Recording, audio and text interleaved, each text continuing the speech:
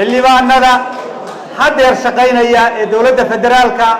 هوتيلada ku jira sidii magafaha hoteelada ku jira waxa la rabaa inay meel ammaan ay yimaadaan ay ku shaqeeyaan hantidii dalku lahaa oo dhan madaxweynihii dawladda federaalka qaatay iyo qoyskiisa soo dhawaada daawadayaal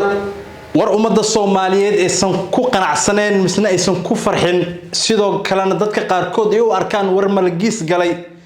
iyo taageero xadkeeda dhaaftay ay ku tilmaameen ayuu ku hadlay wasiirka wasaaradda warfaafinta dowlad goboleedka Puntland Aidid kaas oo sheegay in muhiim ay tahay in caasimadda ummadda Soomaaliyeed loo raro Garowe dadka qaarkiis waxa ay sheegeen in waxaan ay yihiin ka badbadis iyo wax aan loo dul qaadan karin hadallada uu ku hadlayo wasiirka wasaaradda warfaafinta dowlad goboleedka Puntland waxana uu sheegay in muhiim ay tahay in mudanayaasha baarlamaanka jamhuuriyadda federaalka ee Soomaaliya labada gole ee hadda ku shaqeeya Muqdisho ay yimaadaan magaalada Garowe ee caasimadda dowlad goboleedka Puntland halkaas waxa uu sheegay inay ka jirto nasiino waqti wacan ay ku qaadan karaan sidoo kalena ay tahay amni hadalkan dadka qaarkood waxa ay sheegeen inaanu hadallada u jeedinayo qaarkood uusan isagu u soo dhiibin hogaamiyaha dowlad goboleedka Puntland سعيد عبد الله دني كاس أو هذا يحرقف سياسة كلا دحيسه مدحوينها جمهورية الفدرال كالصومالية حسن الشيخ محمود حسن الشيخ محمود أو أركل إنه كحلي كان وحي كدم بيا وصن صورة قل أهين إن أي اسقلاف يسجيد ولا صير دحيو مع مولد جبلان يبلان أيامانتي مدنياش برلمان كجمهورية الفدرال كالصومالية اللي بدي يسقلوا كهر شيء in wada hadal iyo wada xaajood uu la bilaabi doono waxa uu inta ku daray in muhiim ay tahay in arimaha ay isku hayaan khilaafka siyaasadeed ahi in la xaliyo uu dooni doono waxaana qorshuhu yahay toddobaadka soo socdo inuu aado magaalada Kismaayo wararka kale halbeega wararku helayo waxay sheegayaan in Kismaayo uu tagi doono Saciid Cabdullaahi Dani inkastoo aan la xaqiijin haddana warka ka soo baxay wasiirka wasaaradda warfaafinta dowlad goboleedka Puntland waxa ummadda Soomaaliyeed qaarkood ay ku tilmaameen war aan macno u lahayn bulshada Soomaalida la sheegay maanta waa Puntland oo kaliya waxa la rabaa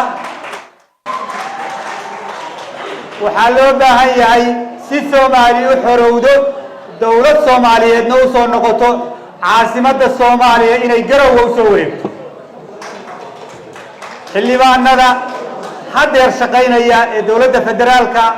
هوتيلada ku jira sidii magafaha hoteelada ku jira waxa la rabaa inay meel ammaan ay yimaadaan ay ku shaqeeyaan hantidii dalku lahaa oo dhan madaxweynihii dowladda federaalka qaatay iyo qoyskiisa hotel curuba ma jiro shir kale oo fashaala ma jirto Africa Film ma jirto warshadii caano ma jirto warshadii daawadu ma jirto guriyihii bangiyadu ma jiraan guriyihii caymiska qaranku ma jiraan dalkii jaamacadihi ma jiraan jaamacadii uu dhisay nin aan iskuul gelin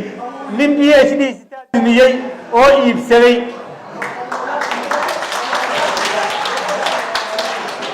haddaba si Soomaali loo daba qabto waxaan leenahay dadka Soomaaliyeed waxaan leenahay maamulada Galmudug waxaan leenahay maamulka Hirshabeelle waxaan leenahay maamulka Koonfur Galbeed waxaan leenahay maamulka Jubbaland si Soomaali loo daba qabto war Garowe kaalaya hal lagu tar arinta Soomaaliyeed hal lagu qorsheeyo halka sabab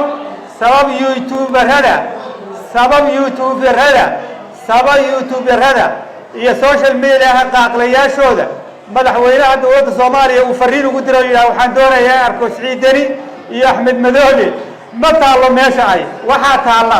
war Soomaali meesha lagu badbaadin karo Soomaali meesha lagu badbaadin karo oo siyaasadeedii iyo dawladnimadeedii dib loogu soo celin karo waa meeshii sanadkii 2004 laga umaamaday halka madaxweynaha Cabdilaahi Ismaaciil naxariiste ciidanka uu ka lugeysiyay baydhabo ku tagay ka lugeysiyay xamar ku geeyay calankii villa Soomaaliya mar kale ka taagay tii oo kale u baahan tahay tii oo kalena Puntland oo kale ay samayn kartaa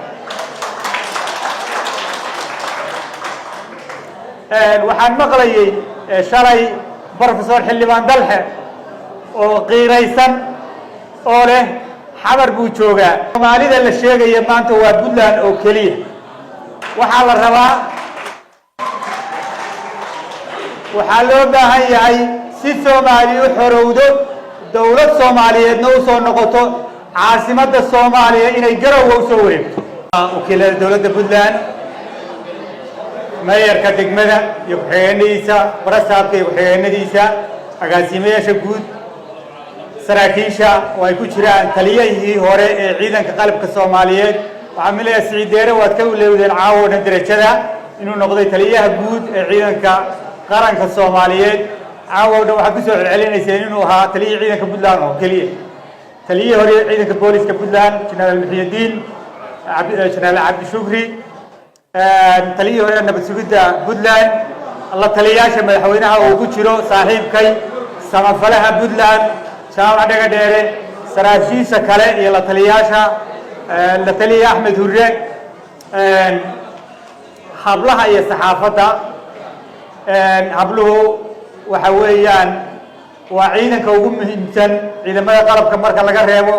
كارن تلبات بيك كتيران بالشدة مرك عينا كلا جرّبه أنت كارن وأقوم مدينه هذا الكينتي لورا لها ولا يري جوبابينتي لورا لها ولا يري شرفتي عيدك ولا شيء كيي دولة دماغ بدلا ولا شيء كيي قبل يوم مريا وحينوبة هنا هاي أوكلية مرلبات إن إنه إسكربتاجي عيدك موجينو وأي نبورته وجوجي إنه شابنكي يا مقمدي يا هيلبكي يا كلونكي يا عاريه يا كبيه بودكها شاكدي يا بستياشين إن مرلبات دورته كنا على نجربا وحلا نجربا تدوبات كان ragga safka hore fadhiya awrtii ay ballan qaadeen iyo awrtii gobolka degmada Garowe inay israacaan oo toddobaadkan ay gaaraan buurta Calmiskaad ciidamadeenu sharaf bay muujiyeen dhiigooda inoo hureen meel qof bini aadan aan ku dagaalami karin bay intay ku dagaalameen ku guuleysteen cadow ishubeeyay oo tababaran oo aan naxayn oo dhiig miirata oo shisheeye ah inamadaas dhalinyarada ah iyo saraakiishooda yani guusha ay keeneen iyo kartida ay ku dagaalameen caalamka ayaa qirsan inaga iska daaya caalamka ayaa qirsan waftiyada soo laabanaya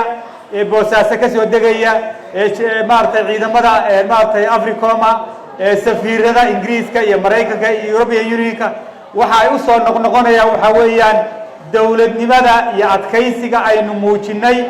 waad garanaysaan Afghanistan markii Mareykanku ka dagaalamayay 47 dawladood baa la dagaalamayay iyagoo ka adkaana waa ka tageen inagoo kaligeena ciidankeena dawladeena shacabkeena oo qurba joogta ku jirto baynu ka adkaanay caalamkuna inoo qirsan yahay soo dhawaada meel kasta oo joogtaan muuqaalkan meel sar gaarsiiya